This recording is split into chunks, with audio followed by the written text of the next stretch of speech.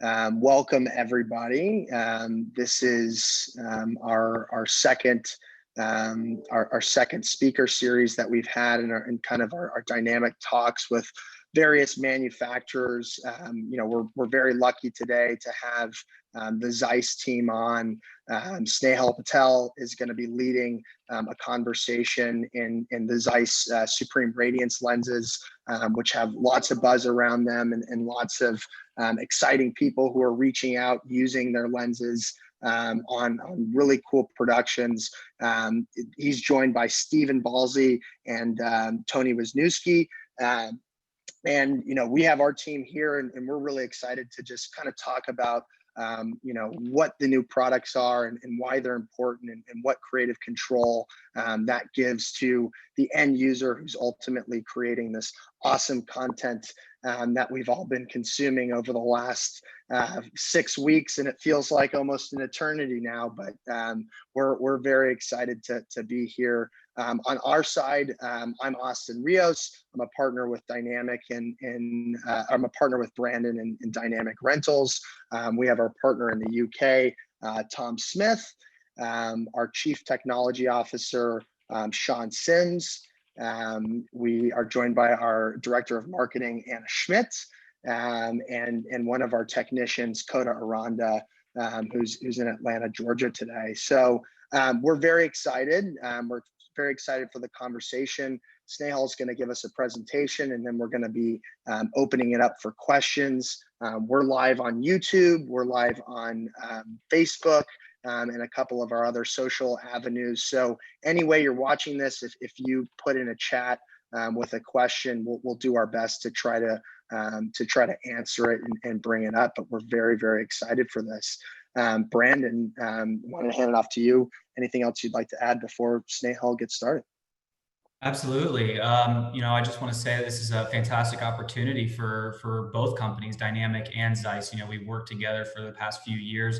Obviously, we're buying your lenses. With Dynamic being a sub-rental only company, it's really allowed us to get the Zeiss brand and the Zeiss lenses out to our customers, the rental houses. So we're really looking forward to this, and thanks for popping on. So, without further ado, Snehal, if you want to kind of jump in and, show us what you have for us. Yeah, thank you, Brandon. I really appreciate the forum. It's great because we're going to talk about, how we develop this new lens technology in the Supreme Prime Radiance lenses. And it's something that's really exciting. Like you mentioned, Dynamic already rents a bunch of our lenses. In fact, our full portfolio of cinema lenses that are current right now, CP3s, Supreme Primes, and you already have the Supreme Prime Radiance on order. So you are already, making available to your customers this product. And this is something for the masses. We were talking a little bit before we started, and you were asking the question about, who is this lens for? And really, the Supreme Prime Radiance is for everybody. It's a version of the Supremes that has an interesting look, different characteristics. We're going to talk about how that happened to come together. But aside from that, it's really an experiment in what kind of paintbrush cinematographers are looking for. They're looking for choices. And in full frame, we were kind of limited with choices. And now we have a few more, and a couple from Zeiss that are really interesting in the Supreme Primes and the Supreme Prime Radiance. So I can jump right into it and start the presentation. I'll go ahead and share my screen so you can all see what's going on here. So this is the presentation about the Supreme Prime Radiance lens development, and we're going to kind of quickly go through it and then leave time for questions and answers. And there's already some questions from the team. So I want to thank, first of all, Dr. Benjamin Volker, because he actually put this presentation together and we've enhanced it a little bit. He's the one that researched the whole flare characteristics and where they come from, and how to create flares in new lenses. And the thing is, he was hired just less than a decade ago to actually get rid of flares. Like, that was his job when he started at Zeiss, is get rid of ghosting, but keep the lens as neutral as possible. Because when you use anti-reflective coatings to get rid of flare characteristics, you have to also maintain your color balance as well. So that was his job, and now we tasked him with creating flares. So it's really interesting. So let's talk about, where does a flare come from? When people say flare, it's actually a bunch of different things mixed together, right? So if in this image right here, we see a sunlight exposing two astronauts and the Earth, and we see a flare characteristic. So this is an interaction between the point source of light, the sun, and the optics, the glass. Now, if this was a theoretical, basically infinitely large iris with no glass involved, and we were there in real life looking at this picture, we wouldn't see these reflections because there's no optics between us and the sun. So we would just see the sun. We would see the the exposure onto the planet and onto the astronauts, but we wouldn't see the reflecting going around, because what happens in an ideal situation without any reflections happening, light passes through all the different lens elements of your lens design and comes out the back end and then is exposed on the film plane or the sensor plane. So in an ideal situation, you wouldn't have, if you didn't have your point source of light and you just had exposed objects, the light would just travel normally through the lenses, and just like the lenses are designed to do. This is a light path that we're seeing with the yellow dotted lines and the gray lines. These are light paths, and normally a point of a reality would go through this path and then end up on the other side. And that's what you're looking for in an ideal situation. But with the addition of the sun, so an ideal situation, again, your exposed planet, your exposed astronauts, nothing else, okay? But we add the sun, so this complicates things, because when you talk about optical path, now it's going to have an effect on the optical path. So again, on the top right, you're seeing in an ideal situation with no glass involved, I would literally just see the sun, and I would see the Earth exposed, and I would see the astronauts exposed, but nothing else. But in reality, when it hits the glass, this is not going to be possible, because this might be happening in the real world, but when you have glass involved, this is actually what happens with the interaction with the glass, okay? So this is where flares come from, is the interaction between optics and everything else that's happening in the lens itself and the real world. Not, an ideal world, again, it would be like this. You would see the sun and you would see everything exposed correctly, but here it is with the interaction with the glass. So what is happening? There's actually multiple aspects of that flare.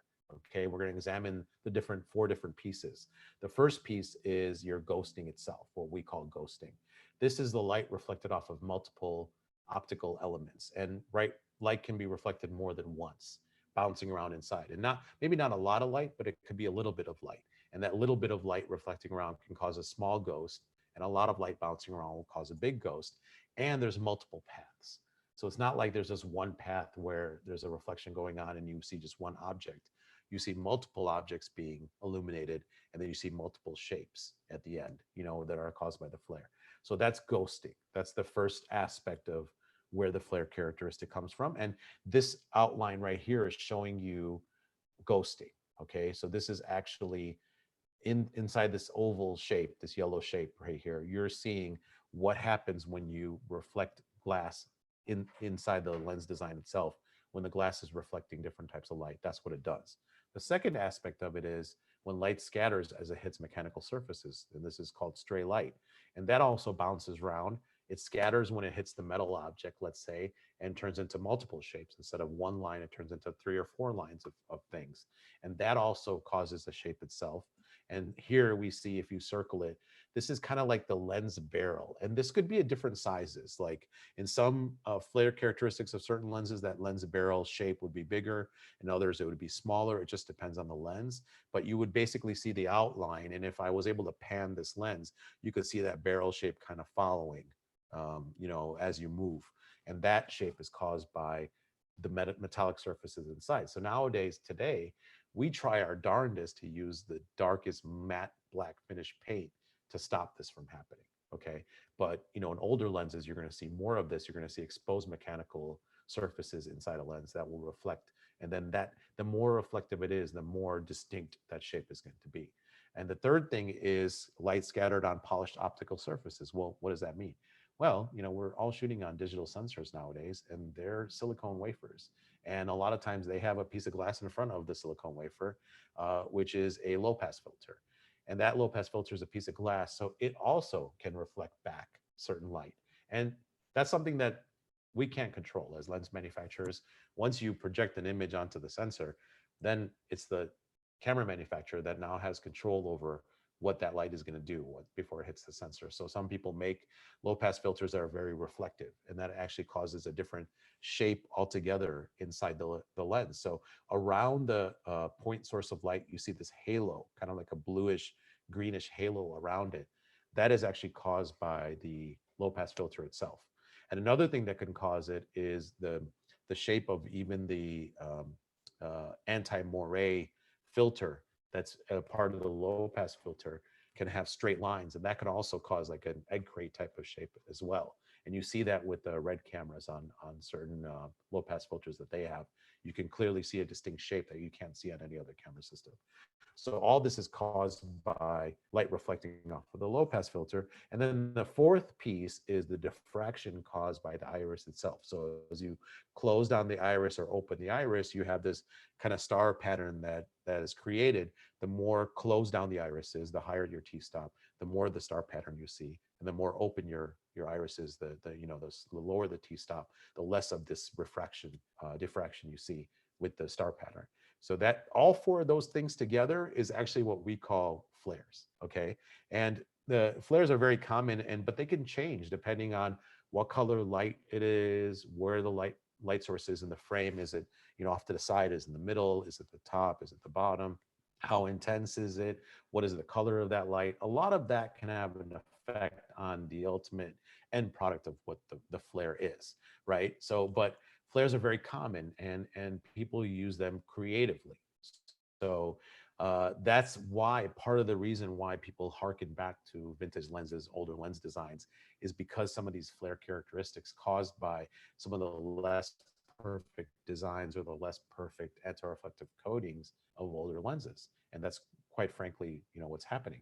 So how do you use that to tell a story? Well, you can manipulate the flare characteristics by messing with the anti-reflective coating, because anti-reflective coating is what results in, ultimately at the end of the day, all those pieces of those flare characteristics we talked about, all that intensity, everything can be controlled by anti-reflective coatings. So what are anti-reflective coatings? Well, on the left, you see a coating on the front of a element down. So if you're looking at my screen right here, you can see how lens elements stack inside a lens design. There's many lens elements inside. But if you coat one side with anti-reflective coating and flip it around, you'll be able to see light transmitted well through it without a lot of light reflecting back out. So you have a very good quality image coming through. I have another example of that. With and without coating is this filter. So I'm just going to stop sharing for just a second so you can see a full screen of my of me talking. So if you have me talking and you can see me now, there, right there, you can see that this is anti-reflective coating on one side and no anti-reflective coating on the other. And the side with the no anti-reflective coating, you can't see my eye when the light source is being reflected back, and the other side you can.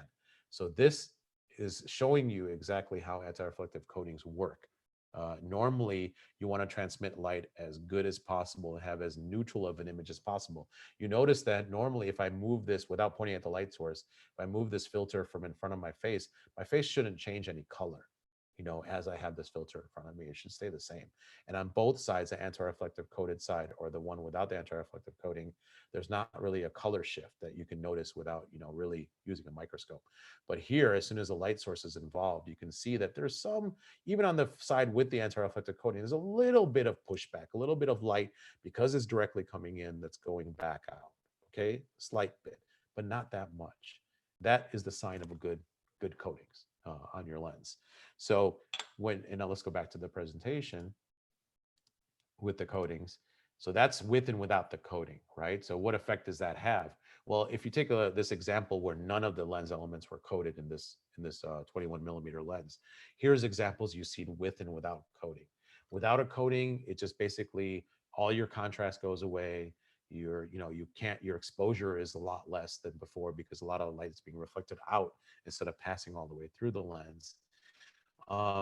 And basically you just don't get a very nice image with a lot of saturation or colors or accuracy because a lot of light is getting bounced around and reflected inside and causing all these flare characteristics. And then what we did was back in 1935, we started developing how do we stop this this reflection from going around. Okay, what can we do to stop that from happening? So we created, got a patent in 1935. In 1940s, we used single layer coating to stop anti-reflective, or to create anti-reflective coatings to stop the light from bouncing around. And then in the 1950s, we started using multi-layer coatings. And that is because of the spectrum of light that we were able to stop this anti-reflective coating from affecting. And I'll show you that in just a second. But basically, you should know that the T-star coatings that we're talking about, and and even the sample that I showed you, these evolve from time to time. So as time goes on, year to year, we're getting better at creating anti-reflective coatings. And again, each time you have a multi-layer anti-reflective coating, it's specific for each type of glass, its curvature, its intensity, and its glass type. So even though you might want the same effect at the end of the day in anti-reflective coating and all the lens elements, maybe all of these elements have slightly different formulation of coating to make sure that at the end of the day, they all behave the same. So this is a very important aspect of multi-layer coatings, is that it's not the same. You don't just take the spray and spray it on everything. You have to customize it. So there's a lot of work that goes into it. So let's discuss like with and without coating. If the glass doesn't have coating, that means you might be reflecting 9, 10, 11, 12% of your light back. And that's each element inside. So that really reflects a lot inside and starts bouncing around inside, right? So uncoated glass really is just reflecting a ton of light back out. And even if it gets past the first element, it's now going to start reflecting on the second element and third element. And so it'll keep reflecting back and forth, and you really just ghost your image and really create these flares that just overpower everything. Okay, so that's one aspect of what can happen. What you can do is with a single layer of anti-reflective coating, you might be able to get one band of wavelengths of light, of visible light, and cut the reflection quite a bit, but you might not be able to get all the other bands of light. So in this case, with a single layer of coating, we're able to cut a pretty good layers of bandwidth in the blue and the green region, but we're not able to cut the reflections on the orange and the purple region, which would mean that those wavelengths of light would still keep reflecting, and you would see those clearly, and they would cause ghosts and colors because you were able to only cut a certain narrow band. But what we try to do with T-star coating and the multi-layer, the star part of the T coating, is that now we try to use multi-layers of coating to cut as much of the visible spectrum as possible.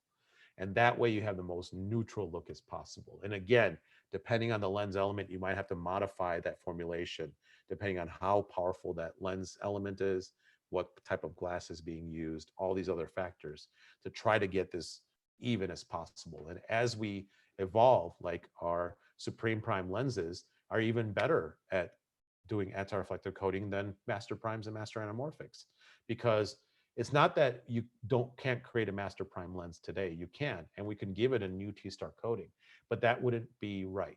What we do is whatever formulation of coating we use for the first unit that was produced, it's the same formulation we're going to use now.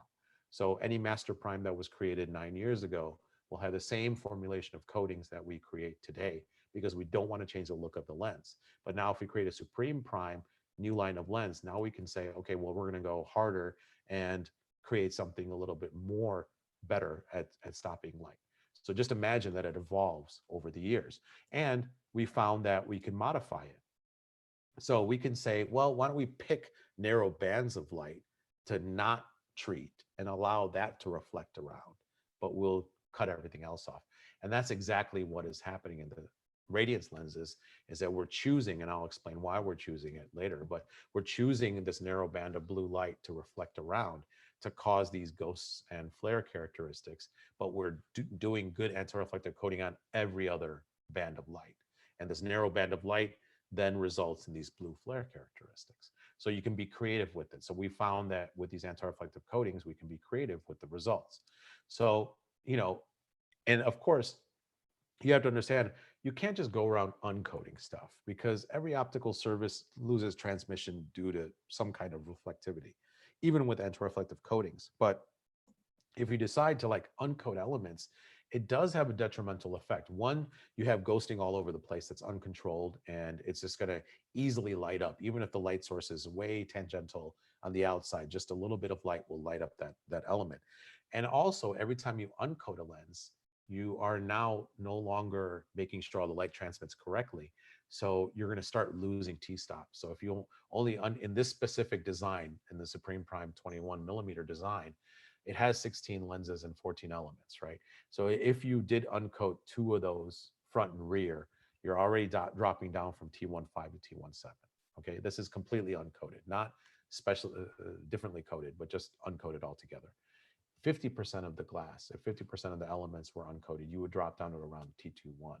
And if you completely uncoated everything, you'd be at T29. So just keep that in mind, that you uncoated does mean you lose exposure, okay?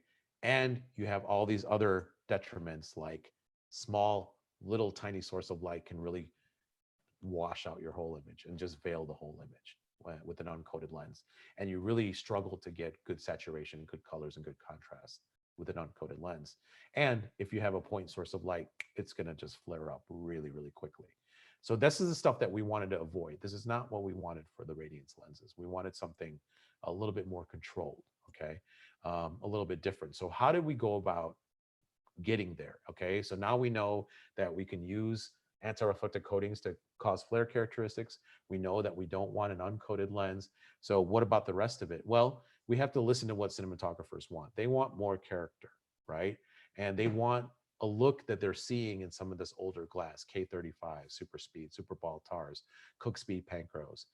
The only thing is, at the end of the day, there's two limitations. One, a lot of these lenses you have to use with a Super 35 size sensor, so you can't use it in full frame. And full frame really is a new type of cinematography that people want to try.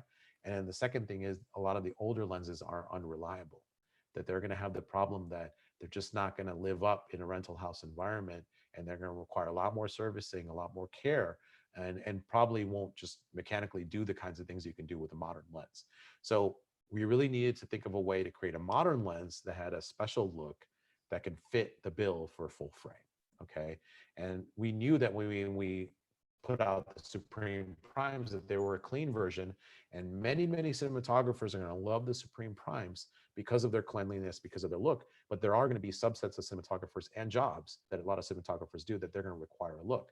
So we did our research, and this is a shot of, you know, our Benjamin there in the striped shirt at Keslow, recording the characteristics of many different types of lenses that cinematographers find pleasing, to kind of come up with an idea of what flare characteristics do people like, okay, and identifying it, saying, okay, they like blue characteristics, they like when the flare is stacked like this, but they also like it when the lens still has a good contrast range and still can expose really well.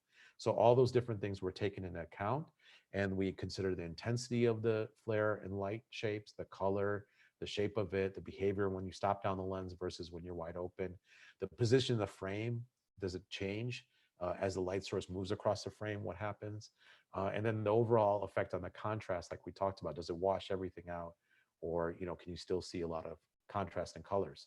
And then you have to decide, all right, what do we want for the radiance? Well, we can't just uncoat the lens. We talked about that. But what we want to do is create a fresh look, a clean look that's our own, consistent over the entire lens family. So if we have different focal lengths of lenses, they should all have similar flare characteristics. It should be controllable in the sense of, you don't want just stray light lighting it up. You really want a concerted, concentrated point source of light that creates the flare characteristics. That way it's controllable. So if you flag it off, you don't have to worry about it. Right amount of intensity. You don't want it too veiling to cover everything, but you want it to be significant, and very low loss of light transmission, so you're still T15. And then what we did is we said, okay, we know that we can choose different elements inside these lens designs to coat with this different look. And let's see if we can create an anti-reflective coating where we bounce around this blue characteristic. How many lens elements do we have to coat inside this design to get there? The funny thing is, depending on how many elements of treatment you do, you can create all kinds of different ghosts that might be too much or overwhelming. So let's say for the Supreme Prime 21 millimeter lens, for example, we chose 6 surfaces, okay? And those are 6 surfaces out of 14 lens elements that have 2 sides each, right? So out of 28 different surfaces, 6 surfaces were chosen. But even with 6 surfaces chosen, depending on which one of those 28 you're using, 6 out of 28, you could have over 200 million combinations of looks that you can create.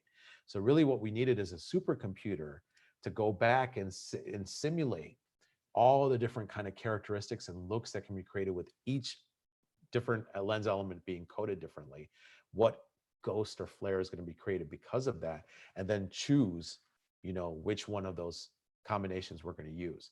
So the supercomputer was able to help Benjamin narrow down, and luckily he didn't have to go through 200 million designs, but because he was able to specify, like, look, I want these kinds of shapes and this kind of look, he was able to narrow down which elements would do this. And the supercomputer was able to tell him hundreds of different combinations, or maybe thousands. And he kept narrowing it down and saying, well, these are the shapes we want. This is where the shape should be in relation to the frame if the light source is here. And so then figuring it out, he was able to say, okay, well, let's try this stack of lens elements. Okay. And then you have to figure out not just which stack of lens elements, but also the formulation of the coatings. Because remember, I told you that depending on the anti-reflective coating on that specific element, it can give a different color or different shape or different intensity. So he had to figure out also which combinations of which amount of coating and what type of coating on each element can we get to make them all look the same. So once we figure out the shapes and the sizes that we wanted, the next thing is, how do we get the exact color rendition? And then finally narrow it down to these simulations where it's the exact blue that we want, it's the exact shape, and you can see that with the different t-stops of these lenses, the shape remains relatively similar between all of these focal lengths. So it's a lot of work to get here, but luckily we didn't have to create thousands of real prototypes. So that is the trick, is that before 2015, we couldn't do this. It wouldn't have even been possible, okay, for just 5 years ago to be able to do this. But now that we have the supercomputing technology and Dr. Volker's kind of research and development and his know-how, we're able to use these supercomputers to render the ghosts. And what was a tool to actually help prevent ghosts, we're now using as a tool to create ghosts and figure out what ghosts we want and what shape and size. And after this simulation is done, they actually created 3 or 4 prototypes per focal length with slight variations to make sure that we're getting the same result. And here you go. Here's a Supreme Prime Radiance 35 prototype on the left, and it's shot with a real light source. And on the right, you see a simulation that was used to create this look. And you see the look is very, very similar between the two. So you know that whatever was created in the simulation, we were creating now in the real world with actual prototypes. And then you could see through all the different focal lengths from 21 to 100, all the different shapes that are happening at T15, T28, and T56. And just again, imagine all we had to do was create 3 or 4 prototypes per focal length. So it's just 7 times 4. That's it. We did not have to do thousands upon thousands of prototypes, because if we did, we would have stopped at some point. At some point, you would have just given up, because you would have just kept making prototypes and you would have never have gotten very, very close to getting the exact color you wanted. You would have just said, okay, after $3 million of research and prototype creation, we're just going to call it and go with something. And that's essentially what you would have had to do. But now, because we were able to dial in the exact look by doing all the prototyping in the virtual space, we're able to come up with the results and get the result at the end. And then at the end of the day, you have a, I'll just go ahead and mute this. You have a really an interesting lens design that is, different than the regular Supreme Prime Radiance, in the sense that it might have different coatings and a different look, but essentially the exact same lens, right? So the same glass, the same lens design, same everything, same optical design. The only difference between the Supreme Prime and the Radiance is the formulation of the coating and how we chose it, creating the special flare characteristics that you see here. Very, very customized. This is not something that happened overnight. It's definitely took some time to create, but it's very specialized, and that's why the look is so special at the end of the day.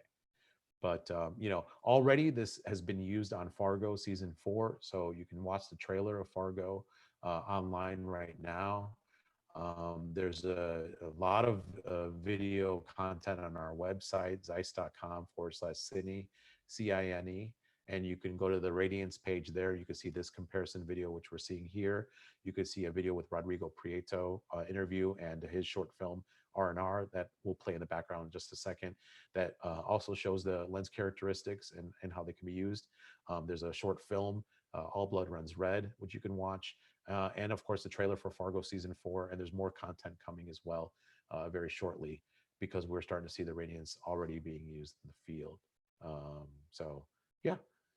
But Brandon, I think at this point, like, are there any questions that you have that we can start off with?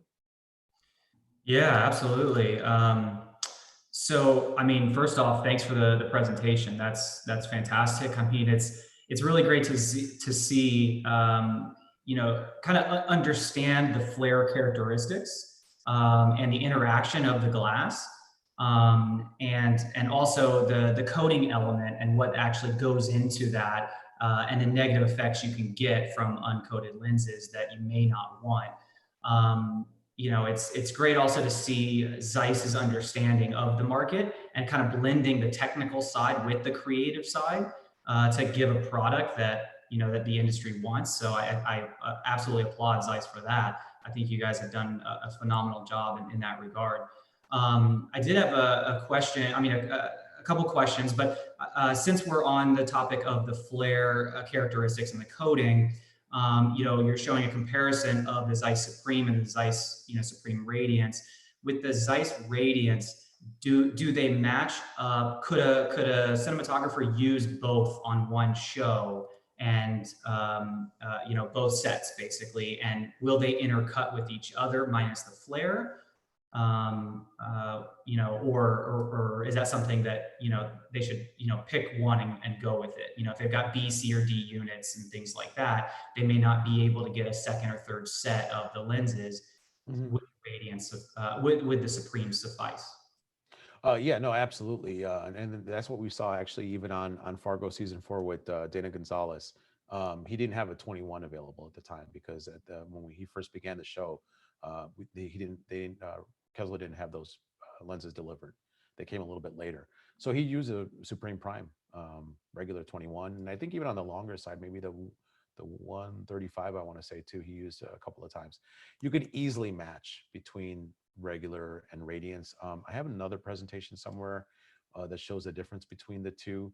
But essentially the Supreme Prime Radiance is just slightly warmer than the Supreme Prime. So it's not that much of a difference. It's a difference on the color temperature scale because we reflect back a small, what's it called? Small spectrum of that blue light. Because that gets reflected back, of course, everything else gets transmitted normally. So overall, the image is slightly warmer. But essentially, you can match that in color correction with regular Supreme Prime. And also CZ2 zooms. So the CZ2 zooms are compact zooms, what we call the cinema zooms of 15 to 30, 20 to 80, 70 to 200. Those, they all have the ability to match with one another because they tonally give a similar look. They might be off a little bit on the color temperature scale, depending on the focal length or something like that. But really, the look matches with one another. Supreme Prime and Radiance, very much so. The rest of the look, the bokeh, the out of focus details, the sharpness, all that's going to look the same to you, even the contrast levels. Great. Okay. No, that's perfect. And I've got a couple other questions, but I want to kind of go around the room here, if you will. Tom, did you have a question? Yeah, thanks, Neil. That was a great presentation. I just wanted to know, at what point does Zeiss even think of creating a new series of lenses? Like, how does that come about? Is it based on feedback that you get from the community? And in particular, when did large format first come onto your radar? I know your CP2s and CP3s, also cover, but in particular, the Supremes, how, why, when? Well, so, we were ready for full frame in 2009. So yes, the CP2s are full frame, but so are the CZ2s. The cinema zooms are also full frame. So we were ready for it. And Zeiss is very much a R&D company. Think about this. We're 31,000 employees worldwide. We are in every single optical business you can think of, from NASA down to eyeglasses. And we're always in the forefront of trying to pay attention to what's the next new scientific development. We saw full frame as a viable option years before, cinema camera companies started manufacturing, right? And keep in mind, we had full frame with the 5D. So, we already have a revolution, and we had Red 1, and Red 1 was bigger. The sensor was bigger than Super 35. And everyone knew it.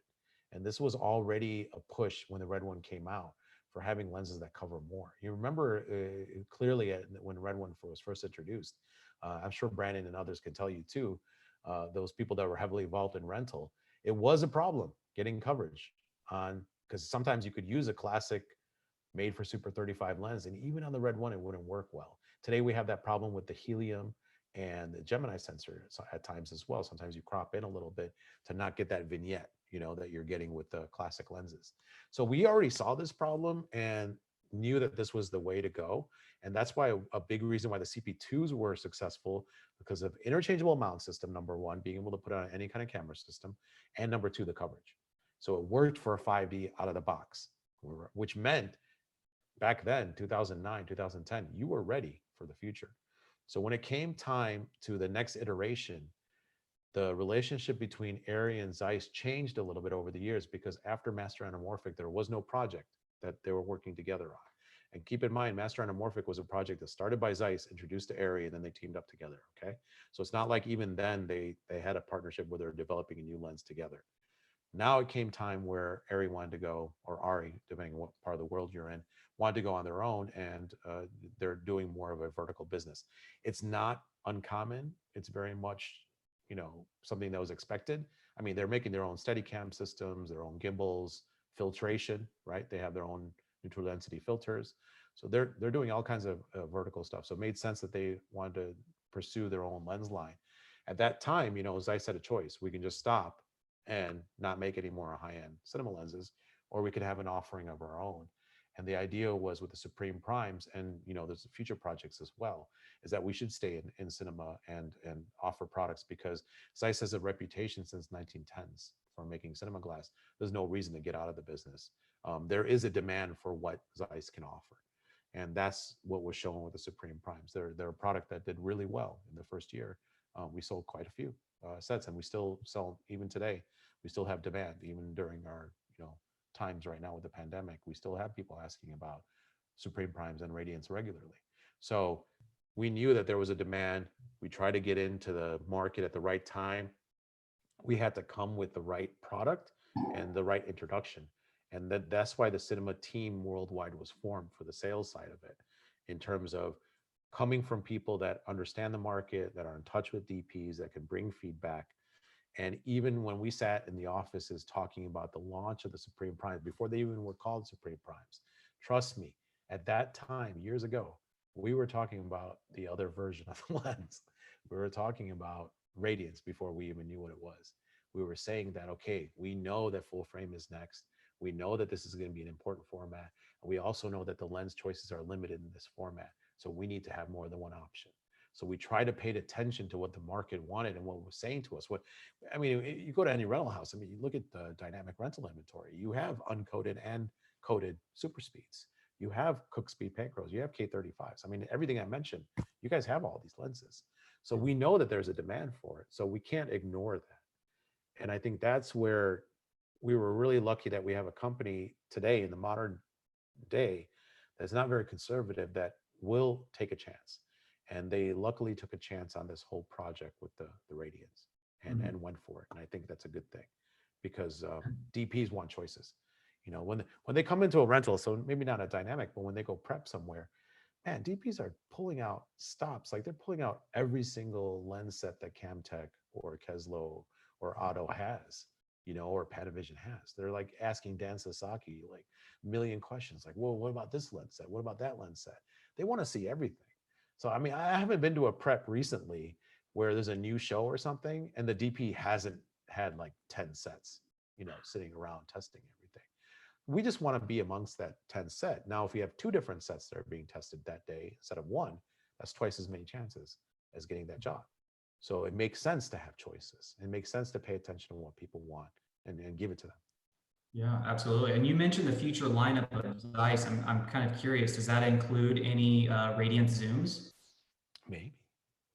There's all kinds of stuff coming, which we can't talk about. But Of course not. Of course not. Yeah, but just that line of thinking. Are we always thinking of the next thing? Yes, absolutely. Absolutely. And at any time now in the future, now we have this tool set available to us with the Radiance, and also XD technology, the metadata technology, which is really taking off because we're providing metadata, lens metadata, to help visual effects and volumetric shooting and AR and all these new AR walls, and the way that the TV show Mandalorian was shot with virtual walls, for sets. We're in that space, and we're providing information that is critical to making that workflow even easier and more straightforward. So yes, every time we have new lens technology, we can now apply it onto any future product that we have. Yeah, makes sense. We did have a question come in. Oh, sorry. We did have real quick, a question come in via Facebook Live from Jesse Calderon. And he asked, how do you go about finding a cinematographer and a project to test out new lenses? Yeah, so like, I think it was specifically about Rodrigo. How did we get Rodrigo Prieto involved? Well, we know a lot of cinematographers, of course, working in this space, right? We're in contact with a lot of people. Rodrigo wanted to learn more about the Supreme Prime lenses, so he came to visit us at our office, and we have common colleagues and friends. So, I've met him a bunch of times before and chatted with him a bunch, but this was a time when he was actually coming in for a one-on-one demo. So it was a great opportunity just to hang out with him and get to know him. And we were looking for a cinematographer to test out the Radiance and to do a project so that we can use it as a test bed to talk about and launch, the Radiance. And what we do is, if you've noticed with our Supreme Prime Reel too, is we target cinematographers that are really high end and give them a little bit of a budget to play with to create something that's very personable, that has a story based. We don't want to do lens tests that's just a flat set, someone sitting there with lights on them, because nothing in the real world that we shoot looks like that. Everything looks like, in our TV shows and movies, everything looks like a story. So if you notice that even our reels that we did for Supreme Primes, we really try to concentrate on story, and that's what we asked all our filmmakers to do. So we asked Rodrigo the same question, is like, hey, would you be interested in doing this film-based or story-based project? Now, keep in mind, Rodrigo's been shooting Zeiss lenses for many, many years. I mean, he's used Master Primes, tons, and Master Anamorphics, and he's used, even in the DNA lenses he used with the Alexa 65. There's some Zeiss lenses in there too, and he has a long history with Zeiss. So he's very excited at initially because of the brand and is interested in seeing what this is all about. But then he looked at the lenses and it blew him away. So he's like, okay, this is a cool thing. This is different. This is interesting. And it's a tool that we can use. I might not use it on every project. He was very honest about it. He said, I might not use it on every project, but the ones I do, I know I'm going to use this technique and I can pull from it and it could become this paintbrush for me. So I'm very excited. And then he pitched this story, R&R, and this mini short film that we shot that I was just showing the interview from. And he went all in. He was the DP, he was the director, he wrote it. He sent a beautiful lookbook with great imagery showing exactly what he's trying to capture in the moods. And it was interesting to be able to work with him. Now, I admire his work a lot, and I know a lot of you do too. I mean, this is the guy that shot Brokeback Mountain and Wall Street, right? So, and then of course, The Irishman. So he's the cool ass dude, first of all. Really cool to hang out with. Very, very much an artist, right? Very much thinking from more the artistic sense of it than the technical side of it. It was just amazing to see his kind of process of how he took the story, formulated it, how he used the lens effects and the flare characteristics, very cognizant of how he's using it and putting it together. And at the very end, we came out with a high-end piece that we could all be proud of, and that really showed off the lens. And then he came with us to Camera Image in Poland and helped us launch the product too, and did a Q&A. We showed a short film in the theater, in the big screen event. He's just a wonderful, wonderful person. We found that all the cinematographers we work with are just great people, all the men and women out there. And it's not an easy industry to be a part of.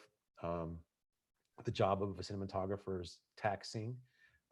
It is eye straining. It's tiring. You work a lot of times in a warehouse, 10 hours a day, in a dusty warehouse. We're aware of this. So being able to say to them, hey, we're going to give you a chance to do something creative on your own, no rules. Paul Cameron had a great time doing a piece for the Supremes, John Joffin, Laura Marians, Sergei Saldivar, these are all like from the Americas that we used, we partner up with, and we love doing that. because being able to see what their artistry is, what their storytelling is, it's like, that's why we do this. That's why we do this job, is to be able to let people tell their story. So like, you know, Dana Gonzalez, for example, example of why he was using the lenses for Fargo season 4.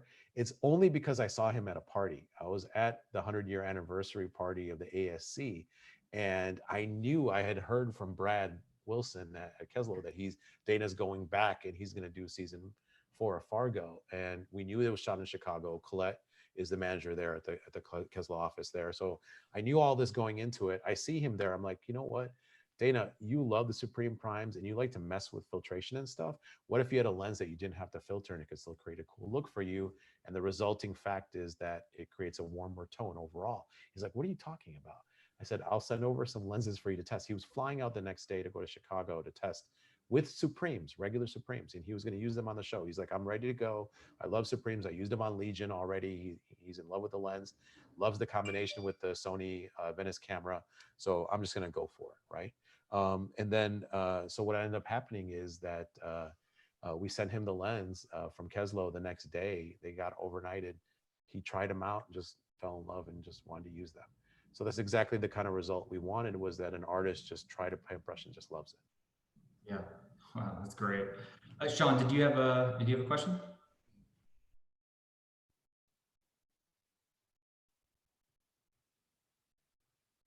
I think you're just on mute. Yeah, sorry, I was having a problem with mute. Well, great presentation.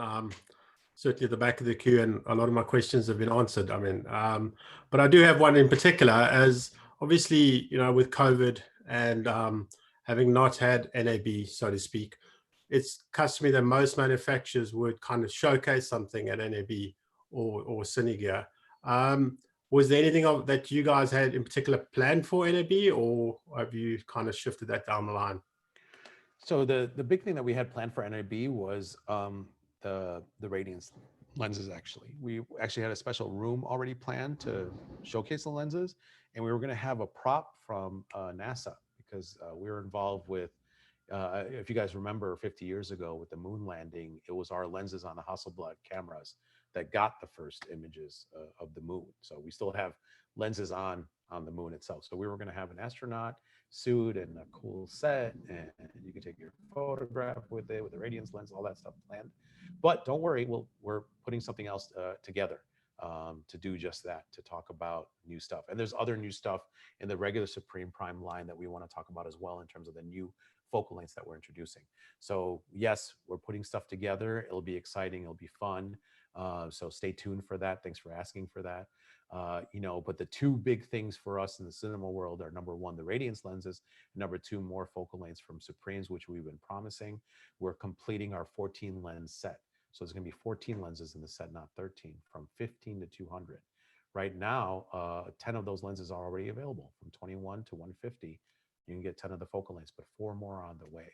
So we're going to talk about that too. So all that will come together in a presentation that's forthcoming that we're working on.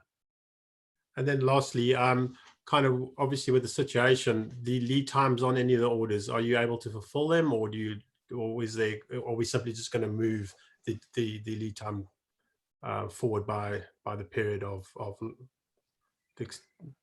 No, Radiance lenses are available now, because we did start shipping them before we went into lockdown, at least in New York and LA.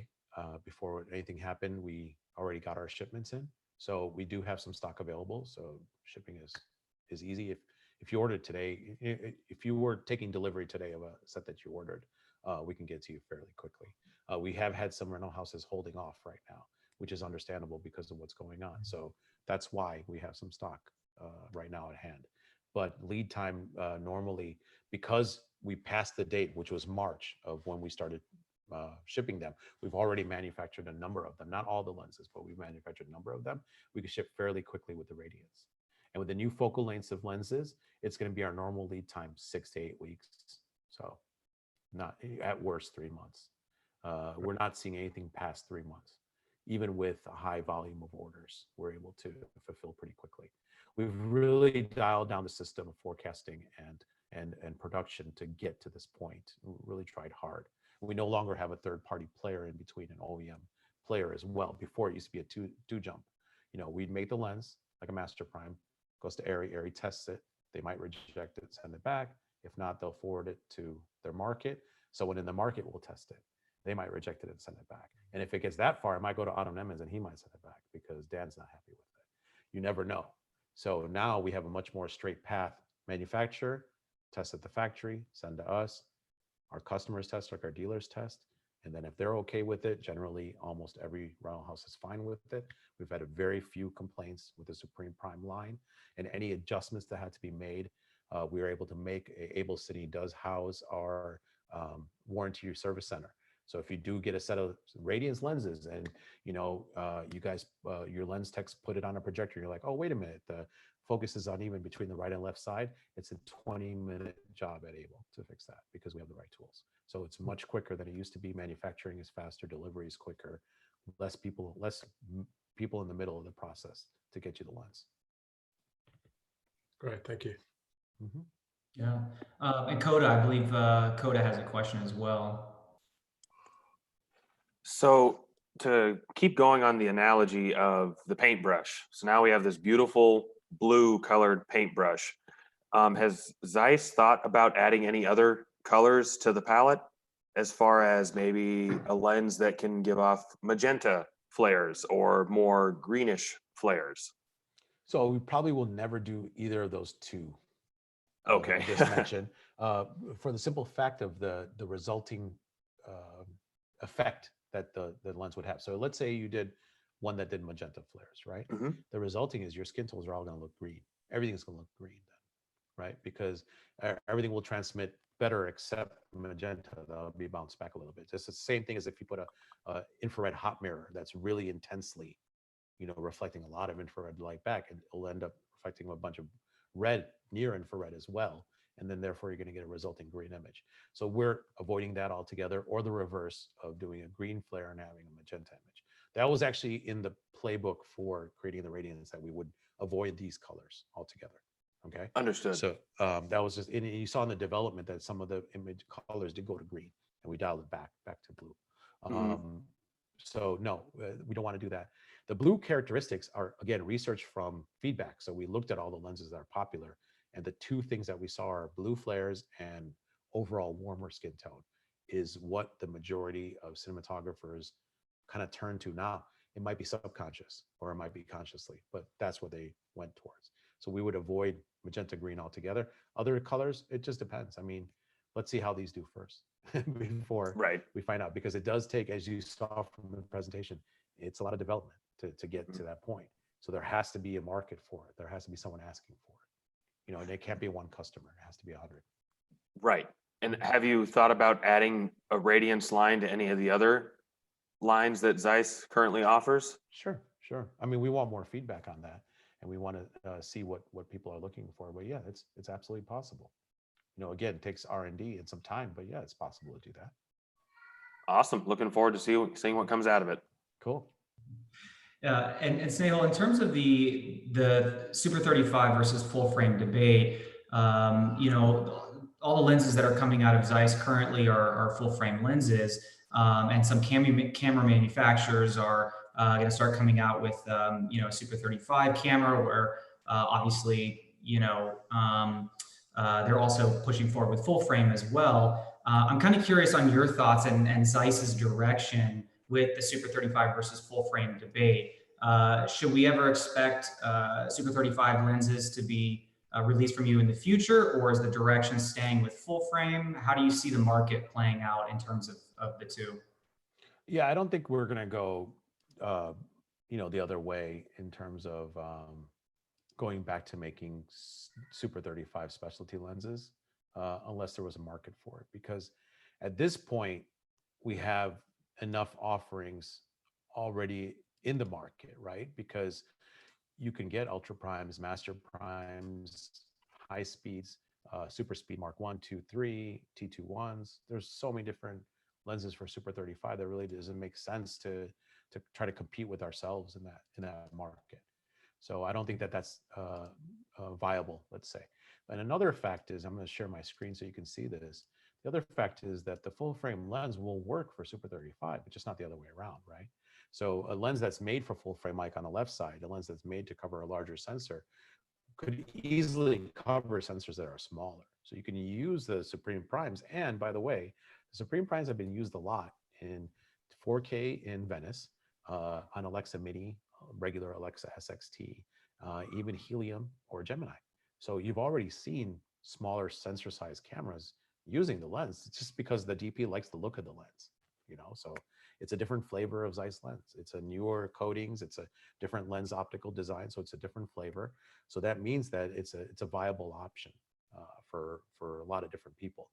A lens that's made for a smaller sensor, it might not porthole exactly like we're seeing on the right side. Maybe it's more of a vignette, it's more of a gradient, but essentially the lens that's made for a smaller sensor was never qualified for a larger sensor. So it would be more difficult for that kind of lens to be used on a large sensor. Yes, certain focal lengths maybe, right? Like on the Master Prime line, there are certain focal lengths that quote unquote cover full frame and then do a pretty decent job, but you're not going to get a lot of focal length choices amongst the lens set. Whereas the Supreme Prime or the Radiance, every single focal length, CP3, CZ2 zoom, all of these, every single one of them will cover this larger sensor. So we don't yet see the need to go back. And if you look at the current kind of buying, habits of people right now, they're only getting lenses for larger format. We can clearly see, because we are a company that still manufactures Super 35 glass, Ultra Prime, Master Anamorphic. We can see the numbers, like the sales just really tapered off quite a bit. Yeah, that makes sense. Also, we had a question come in via Facebook Live, and that was from Zach Hunter. Are you able to expand upon volumetric filmmaking and what qualities and advantages your lenses bring to that process? Oh yeah, of course, absolutely.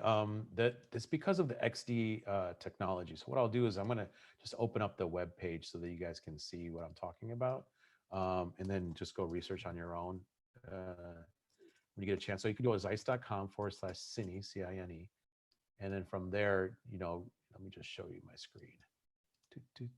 Share screen. There we go. Can you guys see this? Yes. Okay, cool. So here, we have, you can just do a quick jump. I'm just going to show you. Just type in Cine like that, zeiss.com/Cine. It takes you straight to the cinematography page. And here you can see about full frame, large format. So lenses for large format, lenses for Super 35, and then extended data. So I'm going to go to the extended data link right over here and click on that. And that's going to open up a different page altogether. So what this extended data is that we're using the Cook/Eye protocol. And we're allowing this lens to communicate either through an external port or through the back of the lens, because it has pins in the back. And what happens is, normally, this is the type of information right here that you would normally do in a smart lens. So any kind of Cook/Eye lens, or even an Arri LDS lens, essentially they have lens name, focal length, calibrated focusing distance, calibrated t-stop value, depth of field calculation, horizontal field of view, entrance pupil position. These are all pieces of info that are in real time communicated from the lens to a camera system or to an external device. Zeiss is adding distortion and shading characteristics. So the bend, like in this case, if you look at my image right now, I'm on a wide angle lens on a Mac, and this lens has quite a bit of distortion. So the shelf behind me looks like it's bending quite a bit, So that bend, how much degree of bend is there? And the bend changes. So like in the middle of the frame, there's hardly any bending at all. And as I get out further and further to the edges of the frame, the bending happens more and more, because there's more distortion here than there is over here. So what is that distortion? And then what is the shading? Meaning that, what is the difference in exposure from center to edge when I open up the lens all the way or when I close down? Because it changes over time as you use different t-stops. So all that information is tracked. And then on set, you can actually record that information either in a camera or with an external device.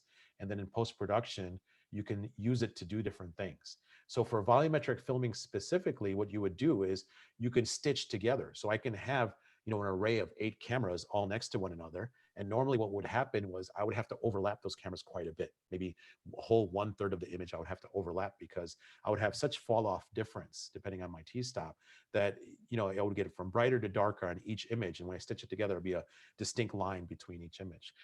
But what I can do is I can get rid of that shading altogether, get rid of the distortion, and flatten it out, the image. And then when I stitch it together, now I could form a whole wall of 6 or 8, frames across, and it would be nice and flat. So for volumetric filming, this is very important because you're taking cameras, and I'm gonna go back to my screen so you could just see me doing these gestures, but basically you're basically going around, right? You're in volumetric filming, you have an object or objects in the middle. You have an array of cameras on the outside, and you're filming all at the same time at this object. And so then you get all the different faces, the facets of this object, and be able to create a 3D object out of it, right? So this person can be scanned in this way. And even if I move or talk or something, all that is scanned in real time from maybe an array of 50 cameras around me. And this can be turned into now I can turn it into a 3D object for a video game or for a movie or something like that. Now, the easiest thing to do is use the least amount of cameras as possible, the least amount of optics, the least amount of information, because the more camera angles you have, the more information you have to process. So if I have 8 camera angles instead of 50, and they could all be stitched together very clean, it's going to be very, very efficient. And that's what we're able to do in real time, is take away the shading and distortion characteristics. So even in real time, the AI can recognize all these images and stitch them together quite easily. We already do this in photography. If you use Lightroom and you wanted to do a panorama image, you already have the plugins in Lightroom that will get rid of the shading, distortion, even chromatic aberration of your lens and stitch everything together. That's because in Lightroom, they carry all the profiles of all the major lens manufacturers. So even Zeiss Lenses, the lens profiles carried there. So the overall look of the lens, depending on what f-stop it's at, is programmed in Photoshop and in the raw, and in Lightroom and in the raw encoder or the raw software from Adobe. But in film, we need a little bit more fidelity, because we're not talking about a still image. We're talking about a motion, 24 frames a second at least, right? So in that case, now we have to make sure that we have dynamic information. So depending on exactly what focus and iris position I'm at, it's going to change my overall shading and distortion characteristics. And I want to have that real-time information for every frame of video. And that's what the XD technology does. And so not only does it help you for volumetric filming, but for compositing and workflow. So you could record on set, and then you could include in post-production. And we have Nuke and After Effects plugins to be able to apply the stuff. So After Effects would be a program that you would use maybe to create a wall. And now you can do that. You can do volumetric. In After Effects, you have a free plugin. And if you need a specialized application, we're open to it. Send us an email and we'll create a special SDK for you. And you could put it into your workflow without having to have one of the plugins that we have. All the resources are here. So we have training. If you want to use XD technology, even depending on your camera system like DSMC2, we have white papers here, and we have free tools. So we have free injection tools to be able to inject that data into your OpenEXR files for visual effects workflow. And we have free plugins for Nuke and After Effects. All this stuff is available, already being used by HBO, Amazon, and other production companies to do their work.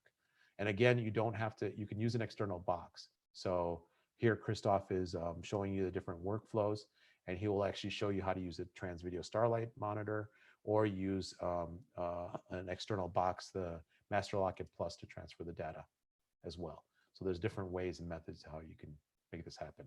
The Sony Venice and the Red DSMC2 bodies record this information automatically. So if you're using them, you already have the info. You don't have to worry about it. So the Sony Venice in RAW format, or the least amount of compression, and DSMC2 if you're using our 3D files. Okay. Yeah, that's interesting. It's really interesting to know what that XD, that extended data, can give you or save you time, via post. But just the fact that you're kind of mapping out the shot via data, right, giving you that data is pretty incredible. So I think, as we move forward in the future, there will be applications that we're not even aware of now that will be able to simplify the process in film, in a certain aspect of filmmaking, or unlock other potential that we're not even aware of. So I think that's great that Zeiss has kind of incorporated that into their lenses. Yeah.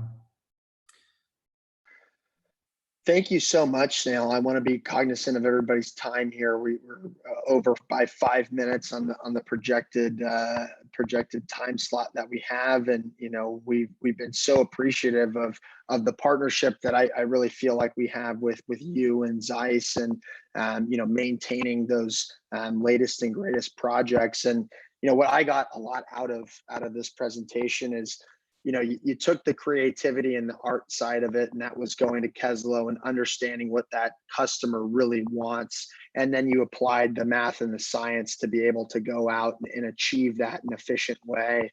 It is such a unique thing, specifically with your lenses, because, the Supremes were made for the masses, right? The Supreme Radiance are still made for the masses, but it gives the masses an extra option. And that optionality is what we find to be, hopeful in our value to other rental companies who own many sets of lenses, and they own many sets of, many different cameras, but they might not, they might still need to provide additional optionality to their customers. So we're here for them, so that they never have to turn down a job, and they can always give the creative the tools that they need to create the image and the look that they want. So it's been overall a super helpful conversation, and I think hopefully the audience got something out of it, and we're very grateful to be able to have these conversations with you, and yeah, we're certainly looking forward to continuing to work closely together. I think you're on mute, Snehal. Thanks for having all of us here, Austin, and putting this together. We really appreciate it. We're here to help the community, and like you said, to help the customers at the end of the day, and to make sure that the cinematographers have the tools available to them that they're looking for. So if anyone wants more info, they can go to zeiss.com/cine to see all the resources that we talked about today.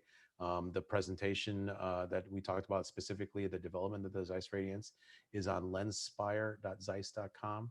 That's Lenspire is, I'm just gonna spell it out over here in the chat, and maybe you guys can put it elsewhere, but it basically allows you to see different stories from different cinematographers of using Zeiss lenses, Master Primes, Ultra Primes, Super Speeds, CP2s, CP3s, Supremes, Radiance in different projects. So the blog is really a great repository for that. But thank you so much for everything. And just once again, there's 7 lenses in the Radiance line: 21, 25, 29, 35, 50, 85, and 100.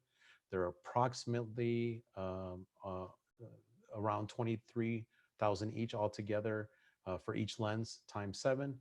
And you have to buy the whole set together to invest in it, so that everyone has the same set. It'd be really easy to sub-rent, and you guys are in that business, to sub-rent to people, because if you have one set and a TV show comes in or a commercial comes in, they're like, we need 2 or 3.